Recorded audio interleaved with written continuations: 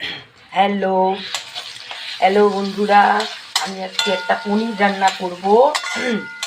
এই দেখো, এখানে তেলের মধ্যে আমি টমেটো কুচি দিয়েছি, পেঁয়াজ কুচি দিয়েছি, হালকা ফ্রাই করে নিলাম।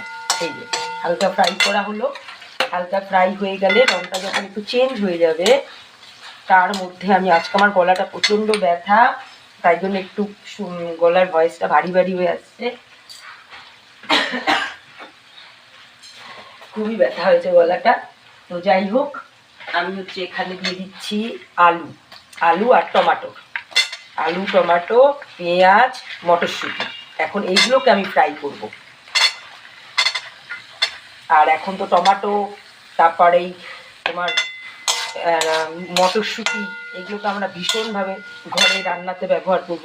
কারণ এইগুলো হচ্ছে শীতে এগুলো পাওয়া যায়, খুব ভালো লাগে খেতে। যে কোনো সবজিতে মটরশুঁটি আমার খুব ভালো লাগে, পালং শাকেও মটরশুঁটি দেই।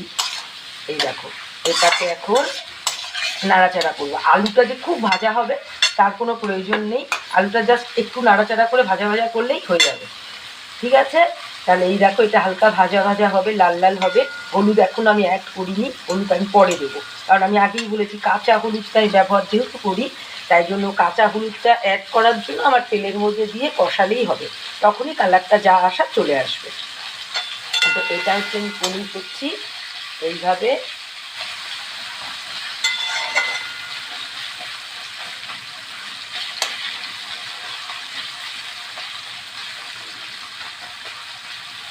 এটা হচ্ছে এই তোমার আলুটা জাস্ট একটু ফ্রাই করলাম। এখন আমি যে গ্রেভিটা, যে মশলাটাই মেশাবো, সেই মশলার মধ্যে আছে শুধু তোমার রসুন পেঁয়াজ, পরিমাণ মতন 1 চামচের মতন তোমরা রসুন দেবে। আর আদা বাটা আছে, ওটা দেবো।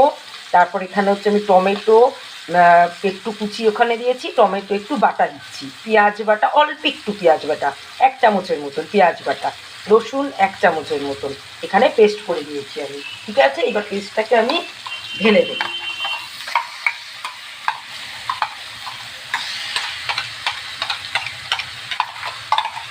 পেস্টটাকে ঢেলে দিলাম। আমি সামান্য জল এটাকে অ্যাড করছি, সামান্য জল অ্যাড করে এটাকে একটু সুন্দর করে পেস্টটাকে এইরকম করে ঢেলে দিলাম মিক্সারে। এখন এটাকে আমি একটু নাড়িয়ে নিলাম, নাড়ানোর পরে এখানে আমি একটু লঙ্কার গুঁড়ো অ্যাড করব,